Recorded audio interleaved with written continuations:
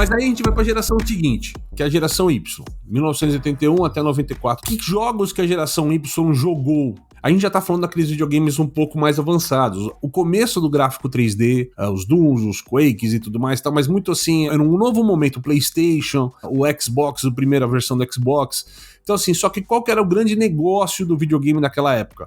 Poder salvar os jogos. Os jogos tinham gráficos mais elaborados, eles eram mais complexos, eles tinham a possibilidade de salvar. Se eu salvava o jogo, óbvio que a produtora criou puzzles ou quebra-cabeças mais complexos para essa geração, para a pessoa ficar tempo tentando decifrar aquele enigma para poder avançar de fase, né? Coisas mais complicadas. Então as pessoas, ao invés de jogar o jogo inteiro, elas iam até um momento e ficavam em cima daquele problema específico, tentando resolver aquele problema de maneira específica. Na minha visão, tá, Fred? Porque a gente não é um especialista de psicologia ou de educação, né, para se entender se esse é o baque, mas é o cruzamento que a gente tá fazendo aqui, tá? A gente tá criando aqui a geração da startup. A geração que criou uma visão que olhava um problema específico de mercado, que quem tem a visão de macro não conseguia enxergar e resolvia aquele problema específico de uma forma extraordinária e criativa. Então a gente traz para esse mercado essa geração da startup.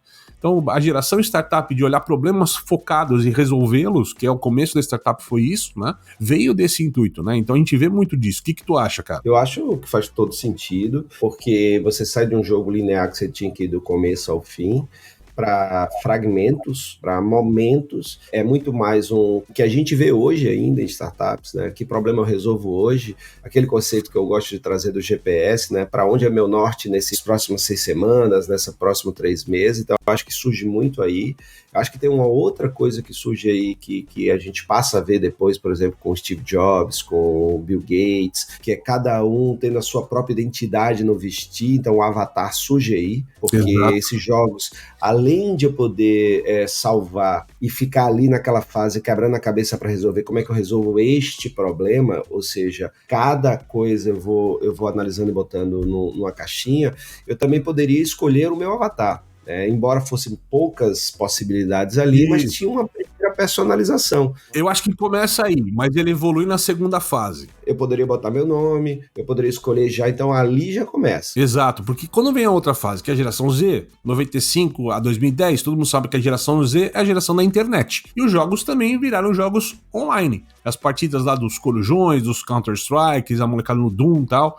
Então, o que a gente trouxe para a geração que isso começa a mudar é essa conectividade. É a geração que já não era a geração que veio e foi migrando, tá? Muita gente que já nasceu conectada, né? A geração que já veio conectada no online, no social, na comunidade, e isso afetou drasticamente essa geração, né? Então você vê que o jogo tem tudo a ver com o contexto de mundo que a gente fala, com o contexto de consumo e tudo mais. Então, o coletivo, ao mesmo tempo, o coletivo de você operar globalmente, jogar online, certo?